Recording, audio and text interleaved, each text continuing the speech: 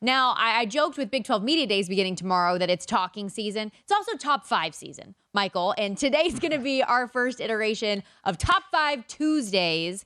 And I love the back and forth on what today's topic was going to be, because initially we were like, okay, let's talk top 5 NFL head coaches this year. And you're like, you know what? I actually want to talk coordinators. Let's talk offense. And we ended up getting head coaches anyways. So we altered it to play callers, Michael. And I'm super excited to hear who your top 5 are. Well, I'll start at 5 with Ben Johnson. And I think the criteria for being a great play caller is adjusting, right? And it's also being timely. So every first drive of the game, you can script it for success. You can kind of work your way. You've got time to think. You're at your desk. You can work it. But the true ability of a coach shines in the third and fourth quarter, when you've got to really demonstrate your ability to adjust to what they're doing, to have an alternate game plan. Remember, the first quarter is assessment. The second and the third quarter are about adjustments. And the fourth quarter is a standalone game. And I thought Ben Johnson's fourth quarter play calling was outstanding last year. I think he did a tremendous job. Go back to that Jet game when he called the tight end under. Needed a play. Losing control of the game, got it back. I look for that. I don't look at yards particularly. I look at someone who can call plays at the right time and win the situation. And I think Ben Johnson did that really well. So he's on my list as the number 5 guy. Number 4. And Michael, hold on, just real quick. Go ahead, I'm sorry.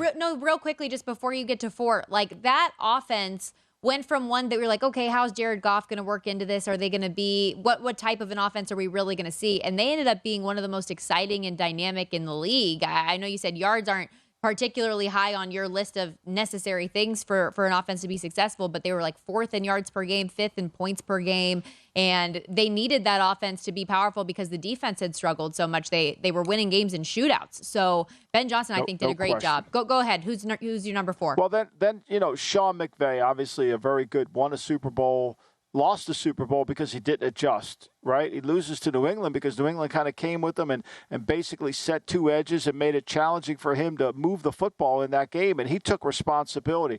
But Sean's got a dynamic mind, and when he can get it going with the run game, he's very good at adjusting, and he's very good at making the game easier for the quarterback. I mean, look what he did with Baker Mayfield, the final drive against the Raiders. He leads them down the field. They win that game. Had no business winning that game with a quarterback who didn't come back. So Sean's outstanding.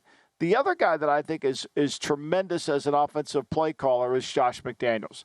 I mean, first of all, he has Jarrett Stidham playing quarterback against the 49ers, who in a game that's meaningful, right, puts 454 yards on him. Yeah. 284 yards passing. I mean, didn't miss a beat. So his ability to adjust, his ability to take away what the defense wants to do, his play calling is very good. Well, you could say, well, he had Tom Brady. No, I think if you were to talk to Tom Brady and put Tom Brady down and say, who's the best offensive coach you've ever played for in your career? I think hands down it's Josh McDaniels. I know how much respect Tom Brady has for Josh McDaniels. I've talked to him about it. So as a play caller, I think he's outstanding. The next guy is Kyle Shanahan. And Kyle, as we learned from George Kittle, does a great job of scheming the run, tying the run to the passing game. Really a timely play caller, understands how to attack the nuances of the defense and get him into the right play. Partly the job of a play caller is to avoid the negative play, to avoid the bad play. And Kyle does a nice job with that. Plus, Kyle does a great job of getting the ball to the players that can make the plays. Yards after the catch. Get them moving. A lot of times you'll see offenses where the receiver's backs are turned to the quarterback. Well, there's not going to be many yards after the catch in that situation.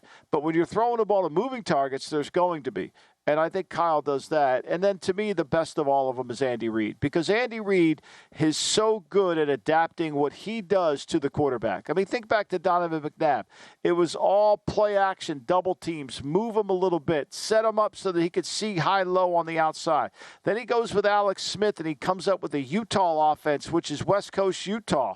And now he's got Mahomes, and he could kind of do a little bit of everything that he wants to do.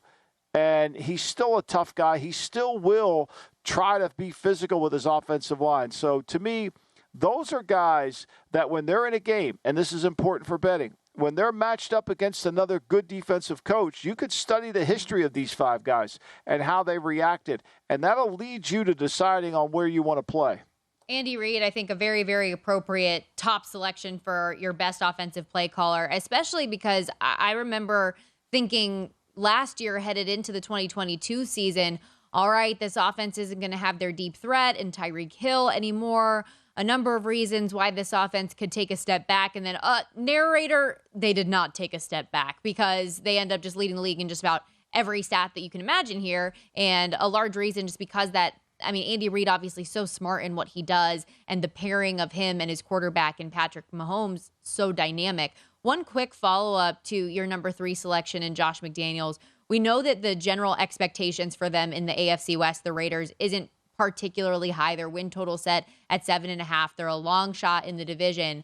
But with their new quarterback, Jimmy Garoppolo, coming in and the familiarity that they have, knowing that the offense will have to carry the defense another year, how important is he to the development in this first stage of Jimmy G leading that offense?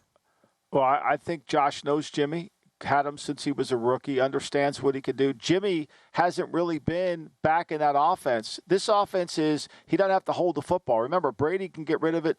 Garoppolo learned that. I think that'll help their offense. And, throwing the ball, Devontae Adams, you got Jacoby Myers. They're saying Hunter Renfro's back to where he was a year ago. Michael Mayer needs to be a good play for them at tight end. So, one thing about McDaniel, last year, without a lot of guys besides Devontae Adams, they moved the football. They couldn't stop anybody. Yeah, no, I agree with you for sure. We'll see how things play out week 1 as they get started in a division clash in Denver against the Broncos with their new tandem, Sean Payton teaming up with Russell Wilson. Go to VSiN.com/subscribe to become a VSiN Pro subscriber today.